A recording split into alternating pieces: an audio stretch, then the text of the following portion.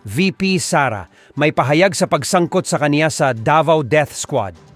Naglabas ng opisyal na pahayag si Vice President Sara Duterte matapos niya umanong malaman na kasama siya sa mga akusado sa International Criminal Court, ICC, kaugnay sa umano'y Davao Death Squad. Ginit ni VP Sara Duterte na sa mga taon daw na nagsilbi siya bilang Vice Mayor at Mayor ng Davao City, ni minsan ay hindi raw napag-usapan o naiugnay ang kaniyang pangalan sa umano'y Davao Death Squad.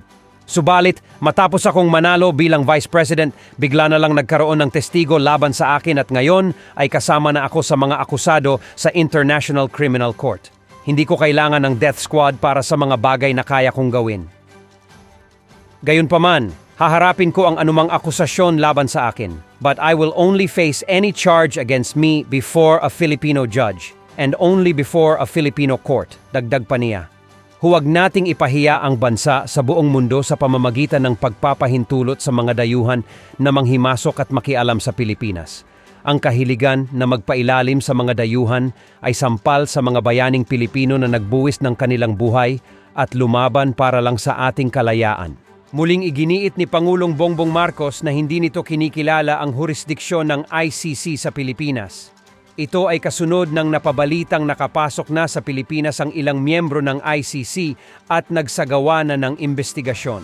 Muling iginiit ni Pangulong Ferdinand Marcos Jr. na hindi nito kinikilala ang jurisdiksyon ng International Criminal Court o ICC sa Pilipinas. Ito ay kasunod ng napabalitang nakapasok na sa Pilipinas ang ilang miyembro ng ICC at nagsagawa na ng investigasyon. Si President Catarong magbabalita.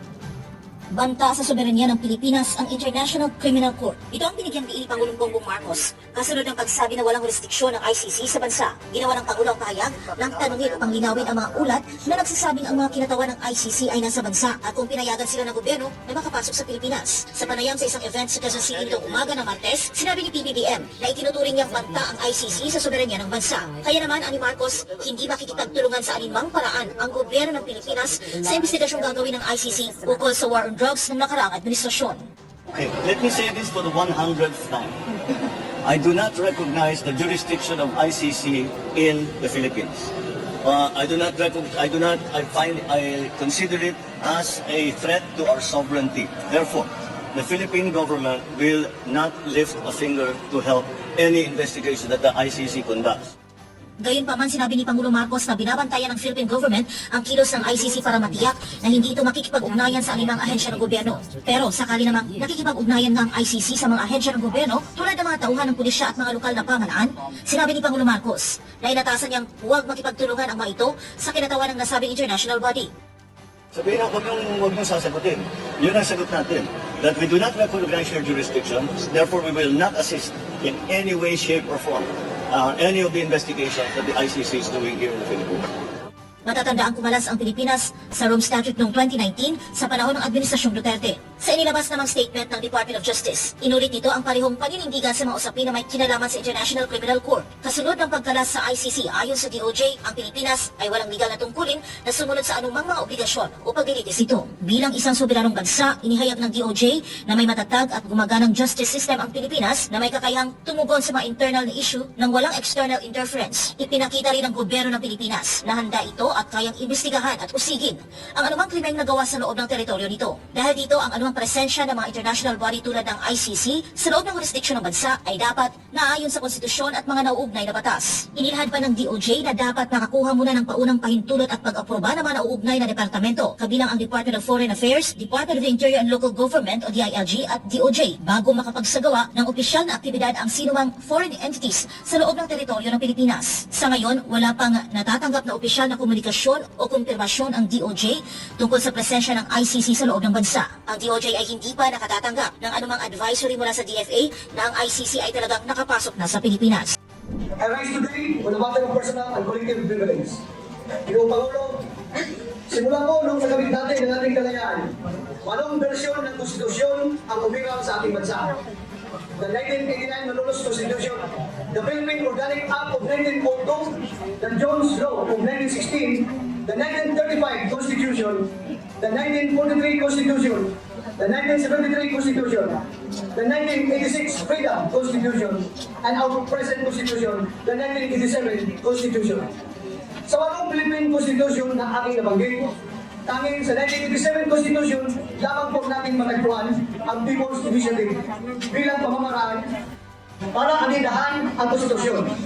Isa po ang People's Initiative sa mga provisyon na nagbibigay ng kapangyarihan sa mamamayan na magpasimuno ng reforma sa pamahalaan. In the words of Justice Panganiban, in his separate opinion, in the case of William Defensor Santiago versus Comelec, and I quote, "Initiative like referendum and recall is a new and treasured feature of the Filipino constitutional system. All three are institutionalized legacies of the world-admired extra people power. Like elections and plebiscites, they are hallowed expressions of popular sovereignty. They are sacred democratic rights of our people to be used as their final weapons against political excesses, opportunism, inaction, oppression, and misgovernance, as well as the preserved instruments to exact transparency, accountability, and faithfulness from their chosen leaders." End of quote. I repeat, Mr. President, it is the sacred democratic right of our people to be used as their final weapons against political excesses, opportunism, inaction, oppression, and misgovernance. Ito po ang isa sa purposes ng People's Initiative as envisioned by the framers of the 1987 Constitution.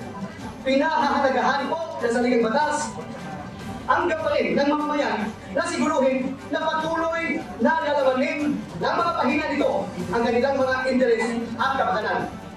After all government authority emanates from the people. However, if the people are being misled, deceived, and coerced to sign a piece of document proposing to amend the Constitution for a certain amount of money, then the initiative is invalidated. Worse, its intentions are tarnished. The sacredness of initiative is stained by selfish motives. Ang pinagtataka po natin ngayon, bakit bilang umiikot na so-called People's Initiative ay isang politician's initiative? Pareho pa rin silang PI, Mr. President. This is an insult and outright affront to the space duly afforded to us by the Constitution. A space intended to accommodate our people's capacity to introduce reforms. Ginoong Pangulo, mga kababayan, mayroon pong tatlong pamamaraan upang baguhin ang mga titik ng ating konstitusyon. Ang dalawa sa tatlong proseso na ito ay nangangailangan ng direktang partisipasyon ng mga halal na mga mambabatas, mga kongresista at tayong mga senador. Nag-iisa po ang pamamaraan na nakareserba para sa taong bayan para atindahan ang saligang batas. Ito po ang tinatawag natin na People's Initiative. Bakit po kaya hindi gamitin ng mga politician na nagsusulong ng politician's initiative ang dalawang pamamaraan na nasa konstitusyon kung gusto nilang baguhin ang ating saligang batas? Bakit hindi masapat sa ilang mga mamabatas na mapagkalooban ng dalawang pagpipilian para baguhin ang konstitusyon? Kailangan ba na pati ang direktang inilaan para sa ating mga mamamayan ay pupunin at gagamitin ng mga gahabang politiko? Tila Ginoong Pangulo, sa pagdaan ng mga araw, mas maraming katanungan pa ang nadadagdag kaysa mga kasagutan sa politician's initiative. Pero isa po ang nabigyang litaw. Mayroong mga kumikilos upang manlingnan ng ating mamamayan. Mga individual at mga grupo na tila ang tingin lamang sa pamahalaan ay isang negosyo na pwedeng pagkakitaan. Handa silang mamuhunan sa pagbili ng mga pirma o lagda. Napakadali lamang. Lalo na kung hindi naman kinabukasan ng bayan ang kanilang turing dito, kundi isang cheque na maaari nilang ipalit sa salapi pagdating ng panahon. Nakalulungkot na pinagsamantalahan ay siyang mga kababayan natin mga walang-wala sa buhay. Sila na ang mga nagdarahok at naghiikahos. Silang mga nagugutom at walang hanap buhay. May mga pagkakataong na ilan sa ating mga kababayan na pumirma sa kadulan-dulang People's Initiative ay wala nang ibang magkakapitan kundi patalim. Kapalit ng munting halaga ay pagsangla ng kaluluwa. Nakagagalit na silang mga vulnerable ang palaging target ng panlilimlang ng mga politikong may mga pansariling motibo. Nakakapanlumong isipin kung paano sinamantala ang kahirapan sa buhay ng mga mamamayan para lamang sa sariling kapakanan ng mga nasa kapangyarihan. Minsan naisip ko, Mr. President, kung nangyari ito nung bata pa ako, malamang kasama ang aking mga magulang sa mga hihikayatin nila pumirma. At dahil mahirap na kami, baka nga pumirma sila. Kaya ganoon na lamang ang aking galing, Mr. President, sa pananamantalang ito. Pumirma ka na lang, bahala na kung hindi naintindihan, di balik, may 100 pesos ka, o kaya 3,000 pesos. May panghapunan na kayo ng pamilya mo. I feel it is my obligation to stand up for the poor because I know what it is like to believe that you do not have a choice. It is my obligation to tell every single one who is listening to me right now, be it inside this halls or on some video being aired, you always have a choice. And the Senate is ready to support you in making a real, informed, dignified choice.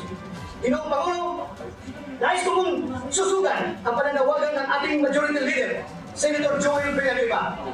Hinihikayat po natin ang ating mga kababayan na niloko, pinilit maging yung mga nakatanggap ng panunuhol kapalit ang kanilang pagpirma sa isang dokumento kung saan hindi malinaw sa paghahan kung ano ang reforma na gustong iangginda sa konstitusyon. Lumandag kayo at huwag matakot. Tulungan niyo po ang inyong Senado na pananagutin ang mga nagsamantalang sa mga kainaan. Lagi bukas ang bulwagan ng Senado at handang pangalagaan ang sinumang nais magsiwalat ng katotohanan at nagmamahal sa ating bayan. May kasabihan ko tayo, walang manluloko kung walang pagpapaloko. But you know, Mr. President, I think this saying is a case of victim blaming, lalo-lalo na sa sitwasyong ito. Sa kasalukuyang panahon, tingnan natin ito mula sa ibang perspektiba. Patawan ang parusa ang mga nanluloko at huwag ipataw ang sisi sa mga inosenteng nanluloko. If the ill intention have done their part in attempting to restore and destroy the very spirit of initiative, I implore the Senate, let us not allow such distortion to succeed. Let us take the initiative, so to speak, to protect our people from sinister motives. Protect, most especially, the ones who are unable to do it for themselves. The Senate does not and will never infringe on the right of the people to exercise the right guaranteed by the Constitution. Justice Panganiban declares that, and I quote, the right to propose amendments to the Constitution is really a species of the right of free speech and free assembly. And certainly, it would be tyrannical and despotic to stop anyone from speaking freely and persuading others to conform to her beliefs. As the eminent Voltaire once said, I may disagree with what you say, but I will defend to the death your right to say it. After all, freedom is not really for the truth we agree with, but as Justice Holmes wrote, freedom for the truth that we hate. End of quote. I would like to assure our Filipino people that the Senate, as the last bastion of democracy, does and always will support the people's clamor to institute reforms, whether this would be crafting laws or amending the Constitution itself. The Senate exists because of the people, and we will continue to push for the uplifting of the life of every Filipino.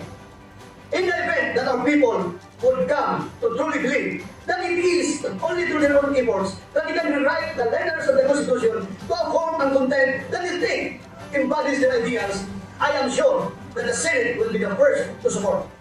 However, the Senate will also be the first to condemn if the right to people's initiative is being bastardized by enterprising politicians. The Senate will not allow and will therefore condemn any form of threat, coercion, or bribery that compromises the future of our country and our people.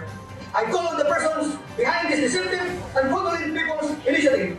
Make amends, not to our Constitution, but to the people, our people, whom you have maliciously enticed to unknowingly sell their future. Maraming salamat, Mr. President.